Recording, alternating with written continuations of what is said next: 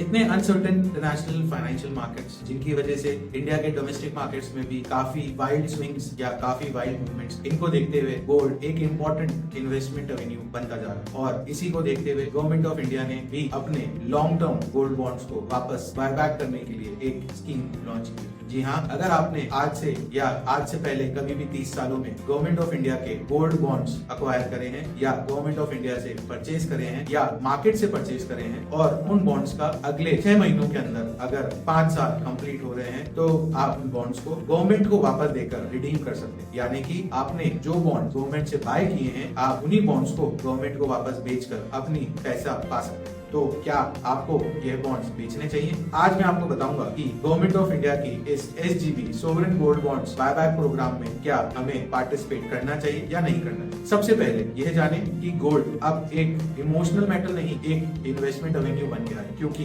Global markets में volatility Indian markets को भी अफेक्ट करती है। सेकेंड चीज, गोल्ड की prices day on day, month on month, year on year higher trajectory की तरफ मूव कर रही है, यानी कि गोल्ड की रेट्स फ्यूचर में एप्रिशिएटिव दिखाई दे रही है। Third point, long-term capital gain tax on any gold bonds which are redeemed before their duration of 8 years is taxable at the rate of 12.5% as per the recent one. Fourth, सभी gold bonds पे 2.5% government of India interest पे करती है half yearly basis पे। जी हाँ, इन सभी कारणों की वजह से गोल्ड बॉन्ड एक बहुत अच्छा इन्वेस्टमेंट एवेन्यू बन गया है, जिसमें आपके पैसे की सेफ्टी के साथ में गोल्ड के एप्रिसिएशन। इसीलिए पूर्व में इशू किए गए गवर्नमेंट द्वारा गोल्ड बॉन्ड्स पर 10 से 11% रिटर्न सभी इन्वेस्टर्स को मिले और फ्यूचर में यह रिटर्न और भी ज्यादा देखने को मिल सकते। इसके अलावा 2.5% yearly interest payable half yearly is an icing on the cake. इसे को देखते हुए मेरा सजेशन यही है कि आप इन गोल्ड बॉन्ड्स में सब्सक्राइब रहें और लॉन्ग टर्म इनको होल्ड करें।